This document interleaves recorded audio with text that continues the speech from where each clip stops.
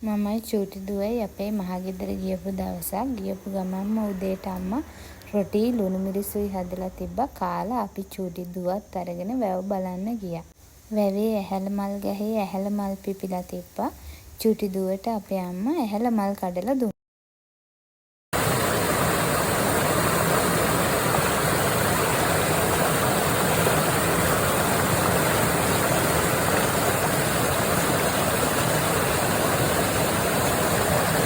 එදා හොරව්වේ වතුර ඇරලා තිබ්බ දවසක් බබාට ඒකත් පෙන්නලා ගෙදර ඇවිත් කොළ කැඳ බීලා දවල්ට අම්මගේ රසම රස බත් කාලා අක්කා දොඩම් ගෙනත් දුන්නා එව්වත් කෑවා.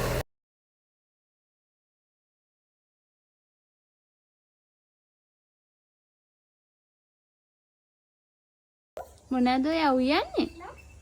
බත් උයනවද? කාටද බත් උයන්නේ? ඈ පුතේ? කාට කන්නද උයන්නේ? කාටද පුතේ බත් උයන්නේ? ඈ? කුරුල්ලොන්ට?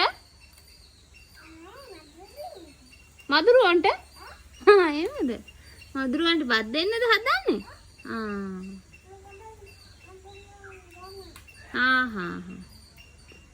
හරි.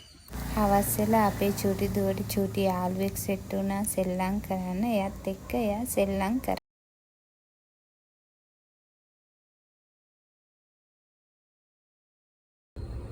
කොටන්නේ?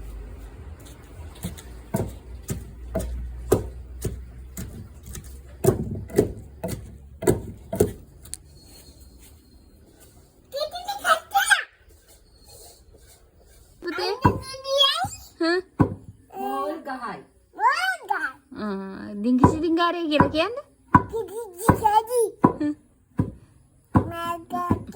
මෝල් ගහක් වෙනවා. අය වංගෙඩියක් වෙනවා. අය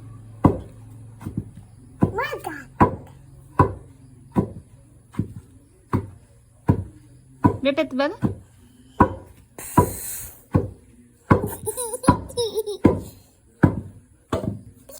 පහුවදා උදේම ලස්සනට ඉර පායලා තිබ්බ සේපාලිකා ගහේ සේපාලිකා මල් පිපෙනවා. චූටි දුවයි මමයි සේපාලිකා මල් අහුලුවා පූජා කරන්න.